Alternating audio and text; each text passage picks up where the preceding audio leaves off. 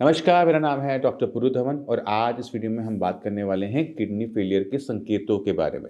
अभी kidney failure के संकेत क्या है, इसको हम समझने की कोशिश करते हैं। जब भी किसी किडनी फेलियर पेशेंट में किडनी खराब हो रही है, जब किडनी खराब हो रही है तो कुछ ना कुछ तो संकेत देगी, किसी न किसी तरह से शरीर तो बताएगा कि किडनी के साथ कुछ गलत हो रहा है। और उनको आइडेंटिफाई करके, उनकी पहचान करके कोई डॉक्टर कहता है कि जाओ केएफटी करवा लो, पेशेंट कहता है कुछ ना कुछ मेरे साथ गलत हो रहा है, मुझे टेस्ट करवाना चाहिए, मुझे डॉक्टर के पास जाना चाहिए। हम उन्हीं संकेतों के बारे में इस वीडियो में बात करने वाले हैं। तो सबसे पहला संकेत के बारे में बात करते हैं और वो है आपके यूरिन में प्रोटीन का होना। प्रोटीन आपके यूरिन में है, आपको कैसे पता लगेगा? अगर आप यूरिन कर रहे हैं, पॉट में कर रहे हैं और देख रहे हैं कि वहाँ पे बहुत ज़्यादा जहाग बन रही हैं, यूरिन आपका ट्रांसपेरेंट नहीं है, वो बहुत गदला सा है, क्लाउडी सा है, तो वो एक इशारा होता है कि आपके यूरिन के अंदर प्रोटीन लीक आउट हो रहा है। कहते हैं कि ठीक है, मुझे टेस्ट करवाना चाहिए। आप डॉक्टर के पास जाते हैं, डॉक्टर आपको यूरिन का टेस्ट और केएफटी लिख देता है। अब केएफटी रिपोर्ट तो आपकी नॉर्मल आती है, बट यूरिन की रिपोर्ट के अंदर प्रोटीन आपका आ रहा होता है।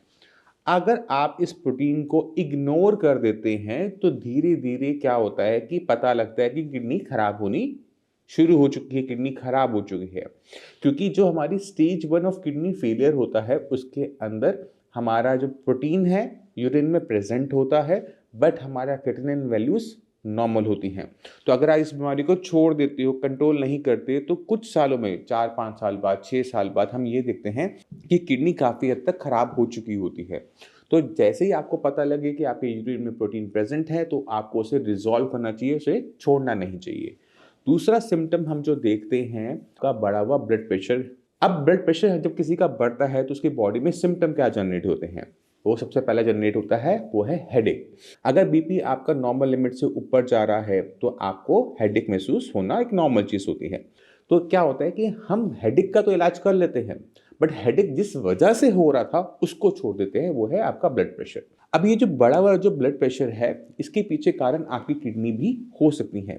क्योंकि हमारे शरीर में 3 ऐसे ऑर्गन्स होते हैं जो बीपी को मेनली कंट्रोल कर रहे होते हैं। पहला है आपका ब्रेन, आप स्ट्रेस में हैं, बीपी बढ़ गया। दूसरा आपका पता ही है, दिल, दिल जरा जोर से धड़क दे तो बीपी बढ़ जाता है। और तीसरी होती है हमारी किडनी।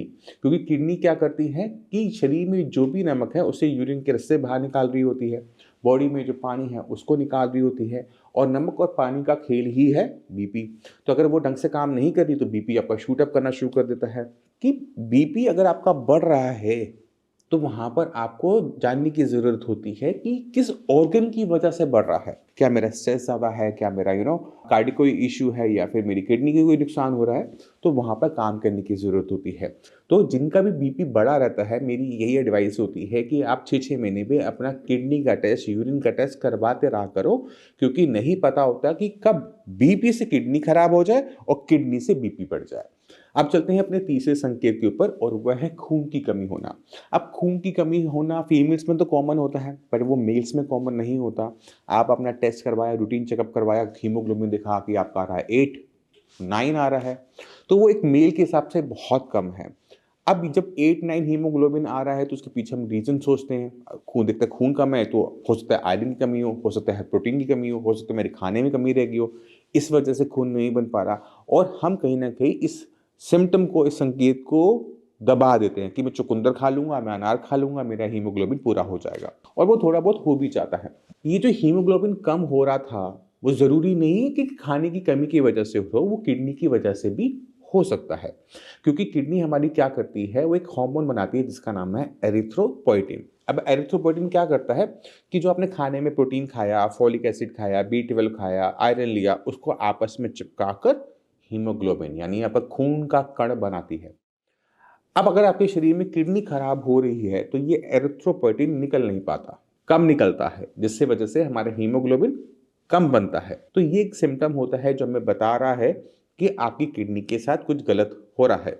तो जब भी आपका खून की कमी आप अपने शरीर में देखो तो खुद ब खुद इसका इलाज करने मत बैठो। एक बार अपने पूरी बॉडी का चेकअप करवा लो, उसके बाद आप जो मर्जी करना। अब चलते हैं अपने फोर्थ संकेत के ऊपर जो हमें ये बताता है कि किडनी के साथ कुछ गलत हो रहा है, और वो है बॉडी में स्वेलिंग का आना। आपकी बॉडी में स्वेलिंग नहीं होती, मगर अगर आप सुबह उठते हो देखते हो कि आपके लेग्स में पानी भरा हुआ है तो एक वो बहुत बड़ा संकेत होता है कि कुछ ना कुछ तो गलत हो रहा है। अब क्या गलत हो रहा है वो फाइंड आउट करने की जरूरत है। पहला है थायराइड। आपका थायराइड बिगड़ा हुआ है तो आपका चेहरा सूज जाता है, स्वेलिंग आ जाती है।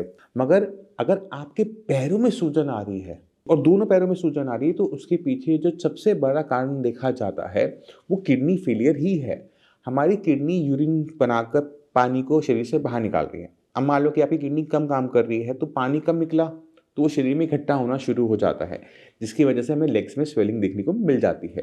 दूसरा कारण क्या होता है कि जब किडनी खराब हो रही है तो यूरिन के साथ साथ प्रोटीन भी लीक आउट हो रहा है।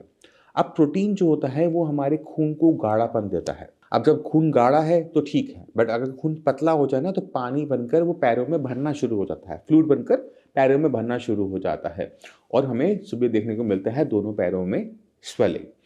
तो ये जो स्वेलिंग है इसे कभी भी हल्के में नहीं लेना चाहिए। इसको अगर आपको दिख रही है तो उस पर काम करने की ज़रूरत है। आपको पता करने की ज़रूरत है कि ये जो स्वेलिंग आ रही है ये किस वजह से आ रही है, क्योंकि अगर आपका लीवर डैमेज है तो भी पैरों में स्वेलिंग देखने को मिल सकती है। ठीक है, पेट के आसपास स्वेलिंग देखने को मिल सकती है। और अगर किडनी भी खराब हो रही है, तो भी आपको अपने लेग्स में स्वेलिंग देखने को मिल सकती है। तो स्वेलिंग जो एक सिम्टम है वो बहुत सारी चीज़ों के ऊपर इशारा कर रहा होता है। तो ज़रूरत होती है देखने की कि दिक्कत कहाँ पर है। लीवर दिक्कत है, किडनी दिक्कत है या फिर कोई और दिक्कत है, उसे फाइंड आउट करने की ज़रूरत होती है। अब चलते हैं अपने नेक्स्ट सिम्टम के ऊपर और वो है थकावट। सोचो कि आपने सीढ़ी 10 चढ़ी और आपका सांस फूल गई। सबके साथ नहीं होता, मगर अगर कोई शरीर अंदर से कमज़ोर हो गया है, वीक हो गया है, स्टेमिना ख़त्म हो गया है, हीमोग्लोबिन कम है, थकावट बहुत ज़्यादा है तो ही होगा। तो जब हमारी किडनी खराब होनी शुरू होती है तो उसका असर हमारी बाकी ऑर्गन्स में भी पड़ना शुरू होता है।